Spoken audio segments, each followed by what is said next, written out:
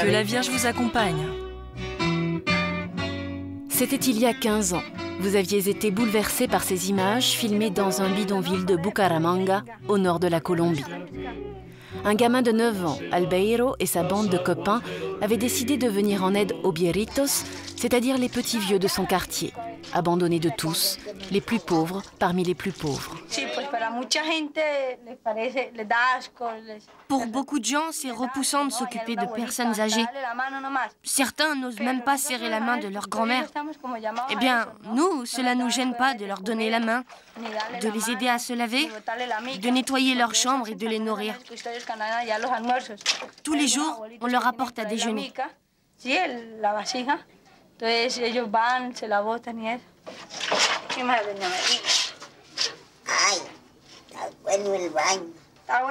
Voyez, vous ne vouliez pas vous laver. Est-ce que le bain vous fait du bien? Ça doit vous rafraîchir avec toute cette chaleur.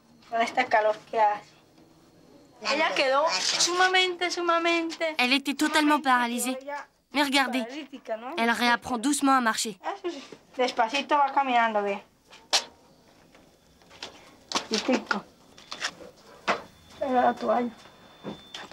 Vous êtes jolie, vous sentez très bon.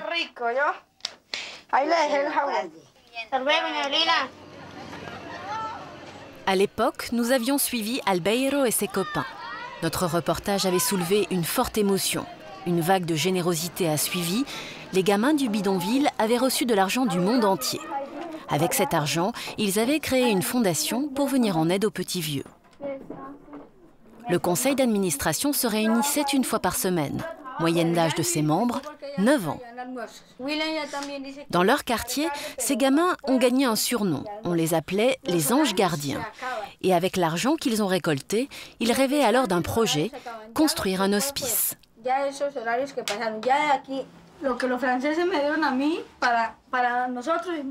Les dons français représentent pour nous beaucoup d'argent. Mais pour construire une maison, ça ne suffit pas. En fait, on pourrait monter les murs et le toit, mais pas construire de cuisine, de chambre et pas payer le personnel d'encadrement. Parce qu'on n'a pas assez d'argent pour payer tout ça. Pas assez d'argent. Mais en 1990, l'épouse du président colombien promet son aide. Elle propose de fournir le terrain et même de construire l'hospice pour que l'argent soit consacré uniquement aux frais de fonctionnement. C'est ici que nous avons prévu de construire notre hospice. Voilà le plan de construction. C'est notre projet. Faut pas perdre espoir, non?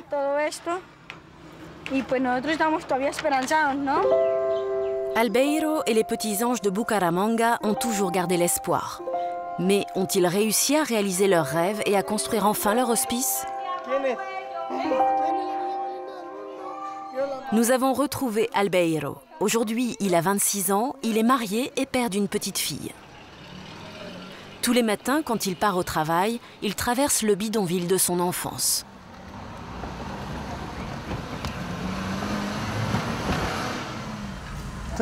Ça, ce sont les quartiers dits de transition. C'est là où habitent mes petits vieux. C'est un quartier très dangereux. À Noël dernier, j'étais en train de distribuer des cadeaux quand deux garçons armés de revolvers m'ont braqué et ils m'ont tout volé. Est-ce que tout le monde te respecte dans ce quartier? Non, ce sont des gens qui ont été déplacés. Ils viennent d'arriver des zones rurales, ils ne me connaissent pas. Et à cause de la pauvreté, ils tombent dans la délinquance, dans la violence. Ceux qui me connaissent et qui savent qui je suis, eux me respectent. Tiens, c'est là-bas que je suis né, dans l'appartement avec les barreaux blancs.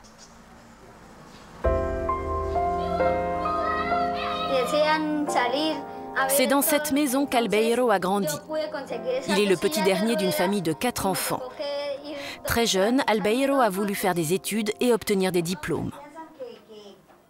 Sa mère est infirmière dans un hôpital de la ville, son père ouvrier dans le bâtiment. Il aimerait bien poursuivre les études pour être prêtre, médecin ou avocat.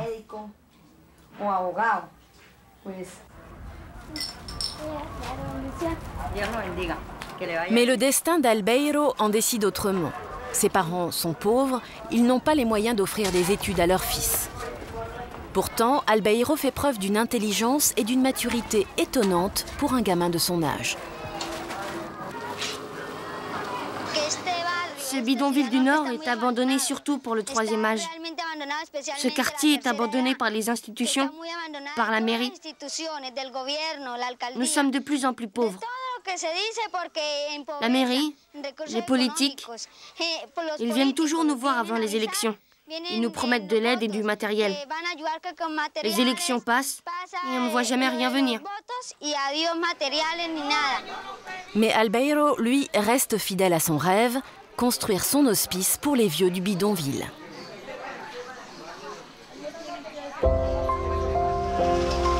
Aujourd'hui, le rêve est devenu réalité.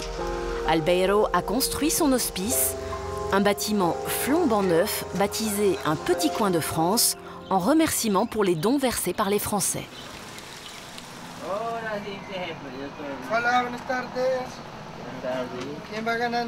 Ici, il héberge 140 pensionnaires.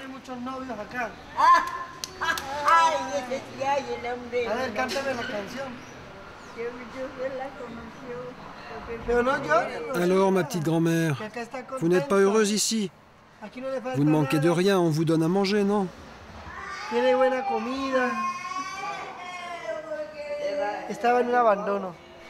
Sa famille l'a abandonnée. Elle était maltraitée, frappée. On l'a retrouvée à moitié morte de faim.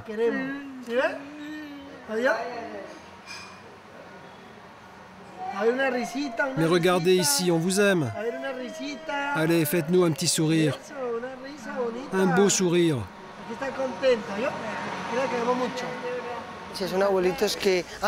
Ces personnes âgées ont beaucoup souffert. Elles ont le cœur déchiré. Le plus difficile pour elles, c'est qu'elles ont été rejetées par leur famille, jetées à la rue, comme si on jetait quelque chose à la poubelle. Et elles souffrent de ça. Elles ont subi un choc. Elles en veulent aux autres. Parfois, elles protestent pour une douche ou pour un repas, ou même pour rien. Et c'est à ces moments-là qu'on trouve la vocation, le charisme et la patience.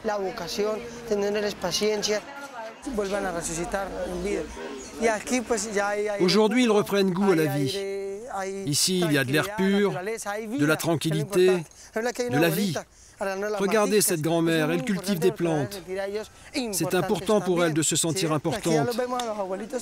Regardez ces grands-pères, ils cultivent leur maïs, leur yucca, leurs bananes, leurs oignons. La plupart sont des paysans. Ils ont dû fuir la campagne à cause de la guerre et de la violence. Dans son hospice, Albeiro a tout prévu. Les impotents sont soignés dans une chambre avec des lits médicalisés. Ils sont suivis régulièrement par des médecins et des infirmières. Bonjour Rosita. Comment ça va?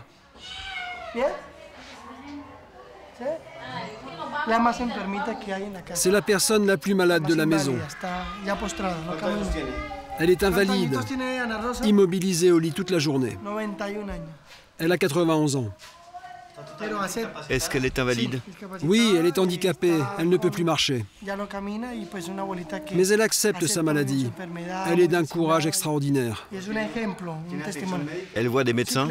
Oui, il y a un médecin et des infirmières qui viennent la soigner. Ça fait longtemps qu'on est ensemble. Nous avons une relation père-fils ou une relation fraternelle. Il y a beaucoup de respect et de reconnaissance entre nous. Mais ils savent faire la différence quand même entre le directeur et l'ami. Le directeur, l'ami, celui qui accompagne ses protégés jusqu'au bout.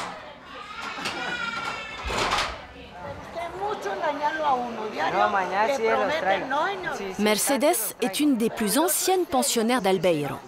Elle le connaît depuis qu'il a 9 ans.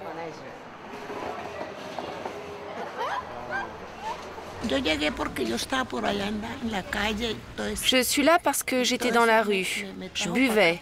Et c'est lui qui m'a amenée ici. Et depuis, j'ai beaucoup changé. Maintenant, dans la vie, je suis quelqu'un. Cela fait longtemps que vous connaissez Albeiro? Albeiro était tout petit quand je l'ai connu. Il avait à peine 8 ans. Maintenant, il est comme notre père à nous tous.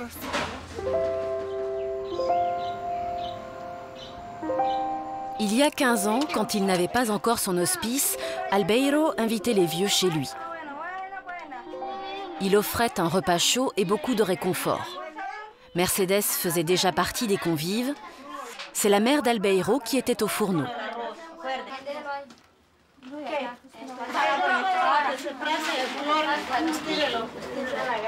Après le repas, il y avait parfois une distribution de vêtements. Ce jour-là, des pères jésuites en avaient apporté tout un carton. Quelques jours plus tôt, ils avaient reçu des tenues de sport. J'aimerais bien une petite chemise pour moi.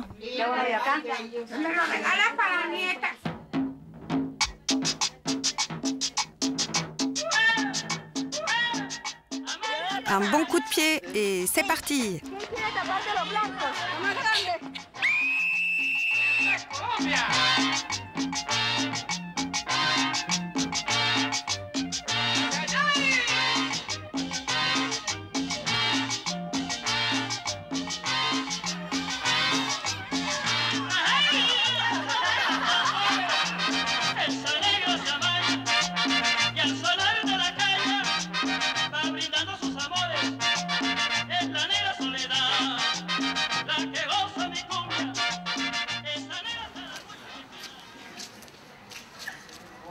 Aujourd'hui, une nouvelle génération d'anges gardiens a pris la relève. Tous les jours, après l'école, ces enfants viennent travailler à l'hospice. En échange, Albeiro finance une partie de leurs études. Il achète leurs fournitures.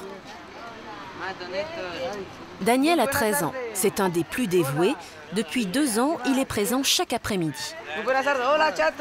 Comme Albeiro, il a décidé de consacrer sa vie aux anciens du bidonville. Daniel, c'est ta manière de les saluer? Oui, monsieur. J'aime bien le faire comme ça. Pour eux, c'est un signe d'amour, de bienvenue. Ils sont contents de voir qu'on est venu pour leur donner de la tendresse.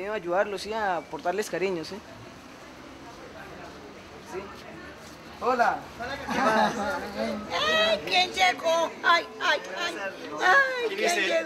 Regarde qui est arrivé avec ses petits cheveux bouclés. Doña Mercedes, vous le connaissez? Ah oui, comment tu t'appelles déjà? Il est tellement fou que j'ai oublié comment il s'appelle. Danielito. Dommage, il a déjà une fiancée. Hola, don Jaimito. Buenas tardes, amiguitos, ¿cómo están? Este es un saludo de amistad. Haremos lo posible por hacernos más amigos. Buenas tardes, amiguitos, ¿cómo están? Muy bien. Les petits anges gardiens ne viennent pas seulement apporter un peu de joie de vivre.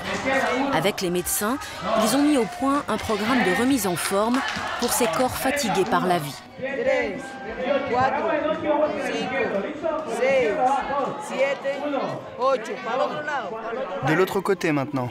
Eso, para el otro lado. 1, 2, 3, 4, 5, 6, 7, 8, 9, 10. Allez, maintenant, les étoiles. Des exercices simples, mais parfois difficiles à réaliser. Daniel, tu penses qu'ils apprécient ces gestes? Oui, monsieur. Je sens que ça leur fait du bien.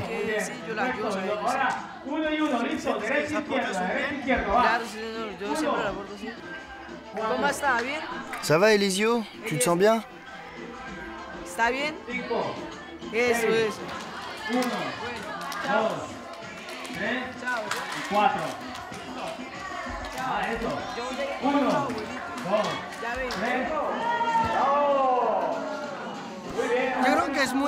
C'est important de voir que l'amour n'a pas d'âge. C'est une démonstration de tendresse et d'amour. Être vieux, ce n'est pas une maladie. Par contre, être jeune, c'est l'opportunité de rassembler les générations. Ici, on a les deux mondes. L'enfant qui commence la vie et le vieux qui finit la sienne. Après la gymnastique, chacun raconte une histoire à l'oreille de son protégé. Il y a la paix, la joie. Il y a aussi des fleurs, des papillons pleins de couleurs. À côté, deux oiseaux qui chantent, deux pivers qui picotent l'arbre et construisent leur nid. Tu observes ce paysage magnifique que Dieu nous a donné.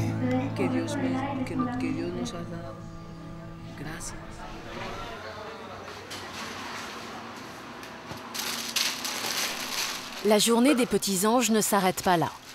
En fin d'après-midi, Daniel et ses copains partent en tournée dans le bidonville. Ils vont apporter de la nourriture à toutes les personnes âgées qui n'ont pas la chance d'avoir une place à l'hospice.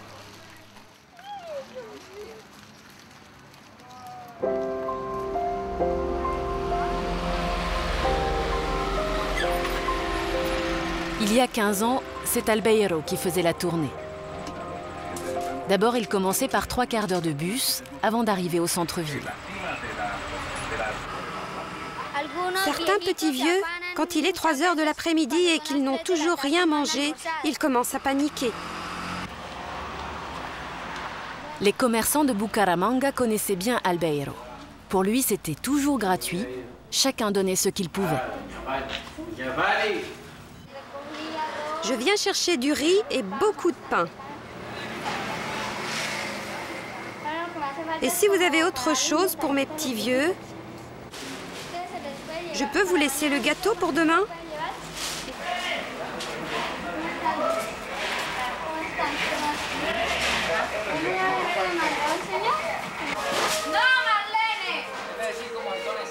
Cette boulangère était une des plus généreuses. Tous les jours, elle donnait le pain dont il avait besoin. Mais tout n'était pas aussi facile. Après les commerçants, Albeiro se rendait au marché pour y récupérer les restes. Des légumes avariés que même les plus pauvres n'ont pas voulu acheter. C'était la seule solution pour que ses protégés ne meurent pas de faim. Vous ne voulez pas me donner la petite laitue, non?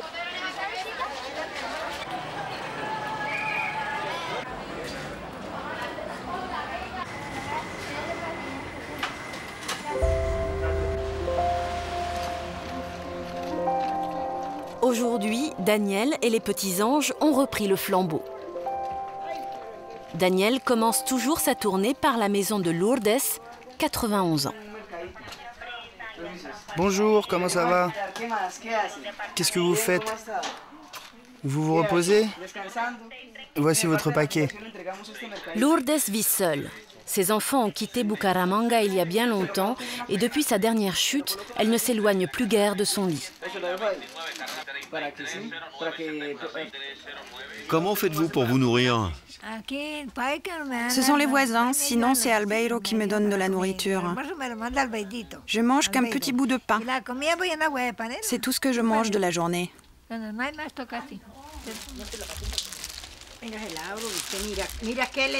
Regardez ce qu'on vous apporte.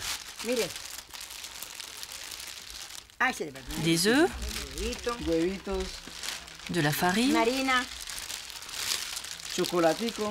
du chocolat, du riz, du sel. Mais il vous restait de quoi manger? Non, j'avais plus rien. J'étais en train d'attendre qu'on apporte quelque chose. Vous savez, on peut vous recevoir à la fondation. On a toujours un petit déjeuner, un déjeuner ou un dîner à vous proposer. Et même un toit pour vous abriter. Est-ce que vous aimez la visite de ces jeunes? Oh oui, j'adore. Qu'est-ce que cela vous apporte?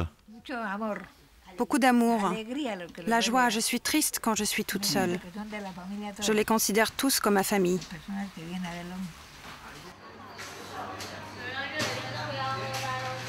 Pendant ce temps, à l'hospice, les pensionnaires sont au travail. Pas question de vivre comme des assistés. Albeiro y tient, ces protégés doivent gagner de quoi faire vivre leur hospice. Les feuilles de papier qu'ils déchirent sont destinées au recyclage.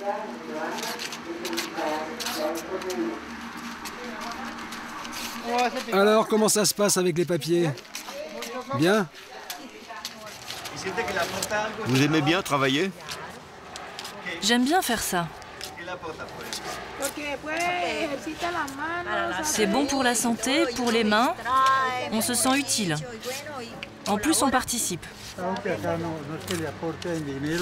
Bon, ça ne nous rapporte pas d'argent.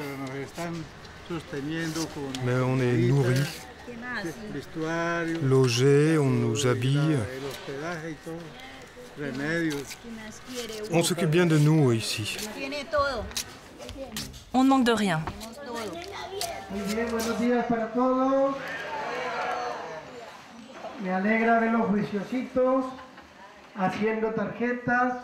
Dans la pièce voisine, un autre atelier de travail manuel.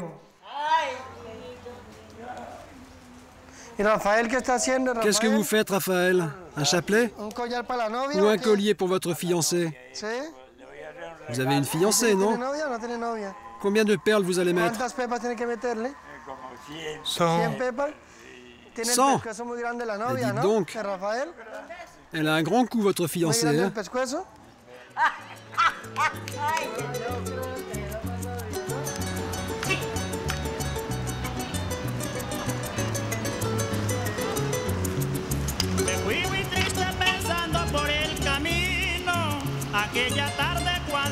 Le travail des anciens est une source de revenus importante pour l'hospice.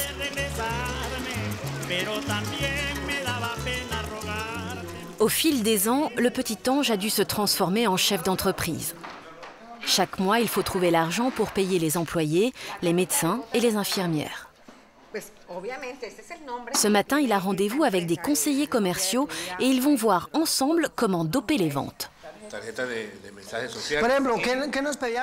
Par exemple, en France, l'an dernier, ce qu'ils nous ont demandé, ce sont des boîtes de 8 cartes. 2 pour la fête des mères, 2 pour les enterrements, 2 pour les anniversaires, 2 pour Noël, etc., etc. Cette boîte se vendrait plus vite, parce qu'il y aurait plus de variété à l'intérieur. Les Français n'achètent pas les cartes à l'unité. Ils préfèrent un kit avec plusieurs thèmes.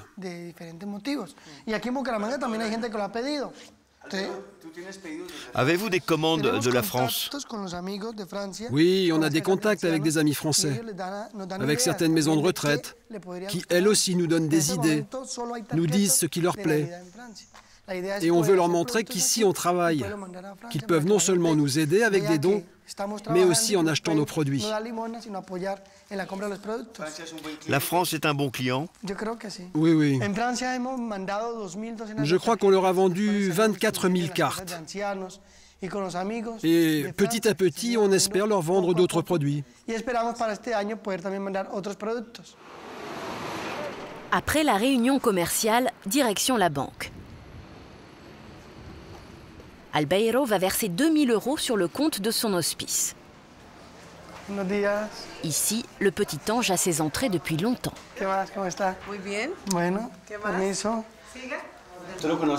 Depuis combien de temps connaissez-vous Albeiro? Je me rappelle très bien de la première fois. C'était après son premier voyage en France. Il avait 9 ans. Il faut dire qu'à l'époque, du haut de ses 9 ans, Albeiro ne passait pas vraiment inaperçu dans la file d'attente. Ce matin, une dame est venue payer sa note. Mais il lui manquait 14 francs. Je viens vous régler le reste.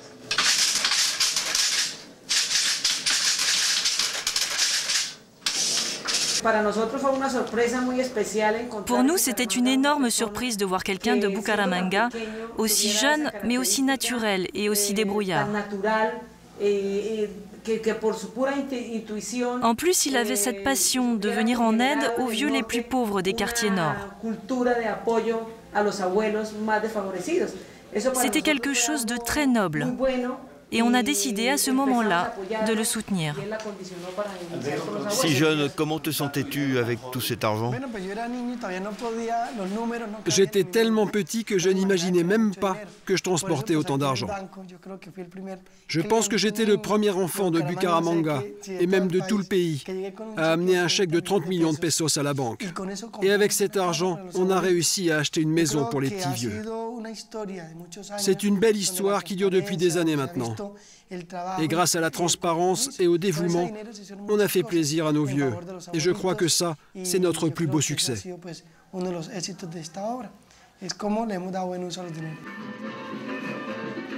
En quelques années, avec beaucoup d'amour et de volonté, Albeiro a réussi à donner du bonheur à ses chers petits vieux.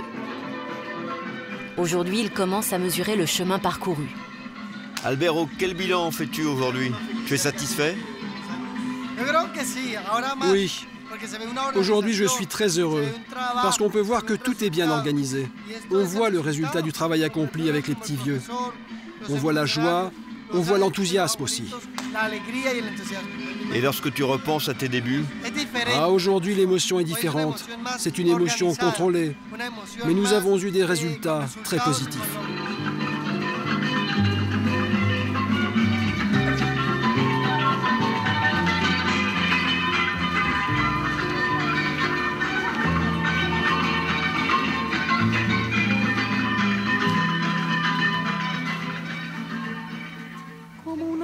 Mais depuis quelques années, Albeiro vit une deuxième histoire d'amour, avec sa femme Claudia et sa fille Paulina.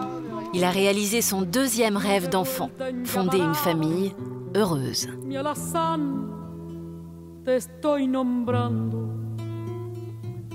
Trepo la sierra con luna, cruzo los valles nevando, 100 caminos anduvimos, mi alazán estoy nombrando.